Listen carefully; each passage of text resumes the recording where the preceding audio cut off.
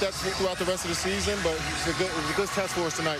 Ime has been calling for toughness and an edge. How important was this win after the last 2 games? Yeah, man, we definitely needed it. We know this team is short-handed, but they're still a championship organization, championship team, we're a deep team. So try to come out here and keep building good habits and get a W.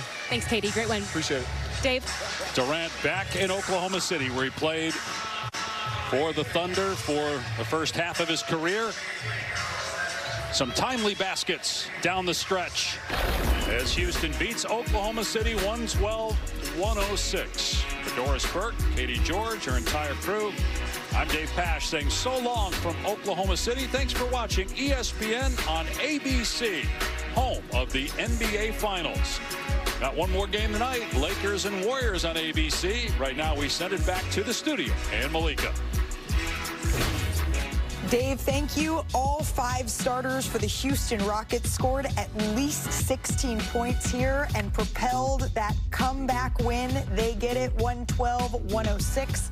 I should have known the minute that I called Kendrick Perkins Kevin Durant, we would be in for something interesting today. So let's try this again.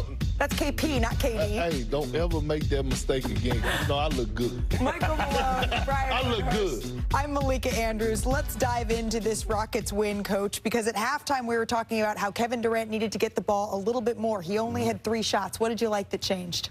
Well, first off, Alpi, triple-double. Yep. Coming off his worst game of the season, so you have to give him credit. But I thought Tari Eason was the most important player today, Perk, for Houston. Stepping up, he scored the ball. He made 5 threes on his way to 26 points. And KD said it right after the game on the court. The difference was we made shots tonight. If you're going to put 2 on me and you're going to force other guys to beat, we need Tari Eason to make threes. We need Jabari Smith, who also made 3 threes tonight on his way to 22 points. It's a team game, and guys have to step up.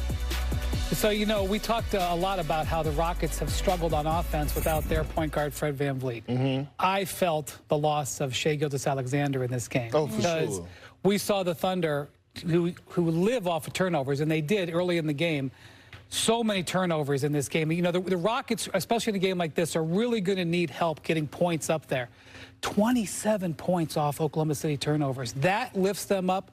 Some 3-point shooting, which they've been struggling with. Tari Eason, you mentioned, 5 threes in this game. And then Tari Eason only had 2 offensive rebounds, but they were both in the last 2 minutes, and they were huge.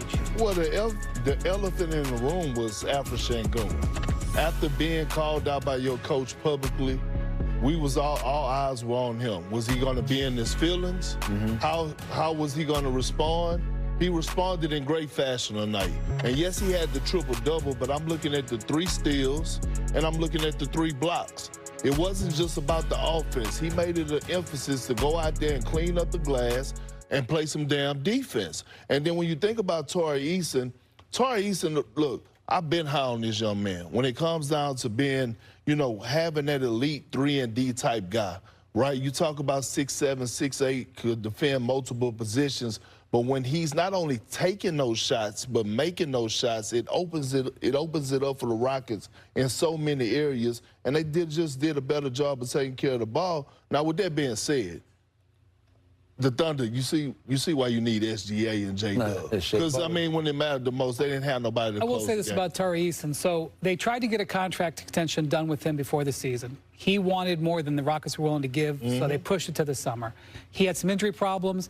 They get to the trade deadline. There were teams that were willing to give a point guard to Houston if they sent Tari Eason back. That's a player that we don't even know if they're going to be able to work out a contract. Rafael Stone, he's taken some heat for not doing anything at the deadline.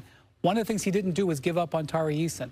So they're going to need performances like this, but keeping Tari Eason on this team was a big decision, and he was a big factor. And look, another question, right? A decision Ime Udoka is going to have to, you know, make, especially. I already know where you're going. When Alman Thompson comes back. Yeah, I know where you're going. Because you need shooting, do you keep Reed Shepherd in the starting lineup, right? Because he had a pretty solid night tonight. He had 16 points. With the spacing, like, he's going to have some decisions to make. But, you know, Amen is tremendous defensively. You look at Houston's troubles this year in clutch situations. They're 1-4 in overtime games.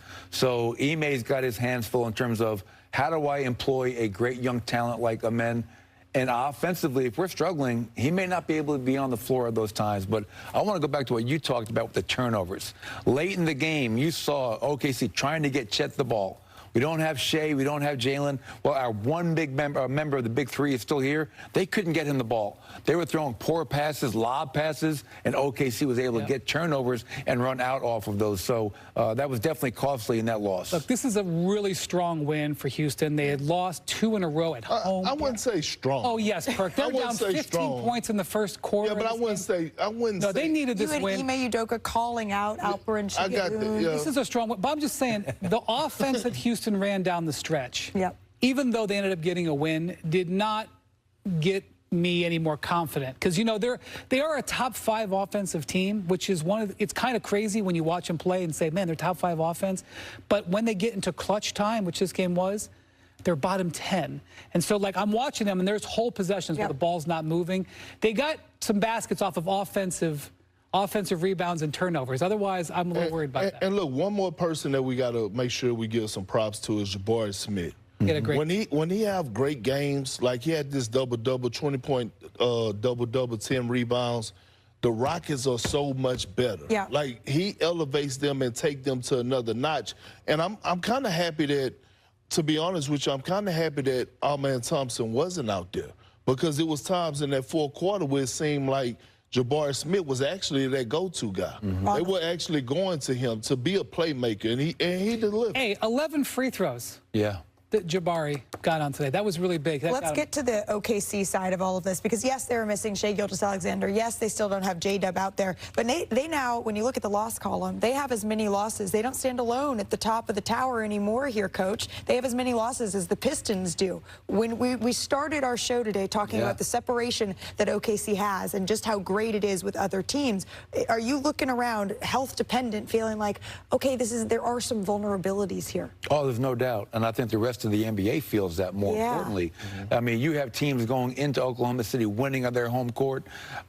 Yes, Shea is hurt, Jalen's hurt, not back until after the All-Star break, but this team, Detroit is right there. San Antonio, who owns the head-to-head tiebreaker, is moving up behind them, 3.5, 4 games behind. So I think from an OKC standpoint, they want to get to the playoffs healthy. They feel that if we're healthy going to the playoffs, we have a great home crowd. We have a great chance of winning it again if healthy. If not healthy, then the door is open. Malika, you can look at the standings and make the point that they won 2-7 games, game 7s last year.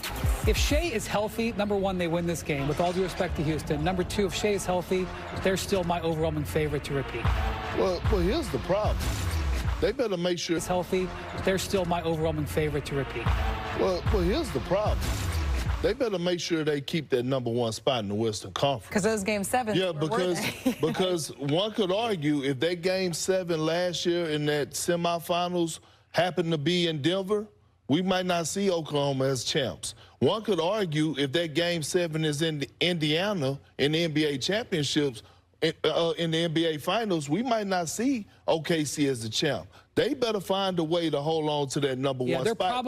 It is vital. They probably felt they lost. This was a game they should have won today. Yeah, but I think when you can look around and say, okay, we have all of this firepower coming back for us healthy, that's going to be the thing that separates Oklahoma City y'all look nice from the rest. Well, thanks, Perk. You set the standard. What is that, velvet? Taking on the Warriors across the street. That's at 8:30 Eastern right here on ABC. Your local news is next on most stations. RJ Decker, I'm a private investigator.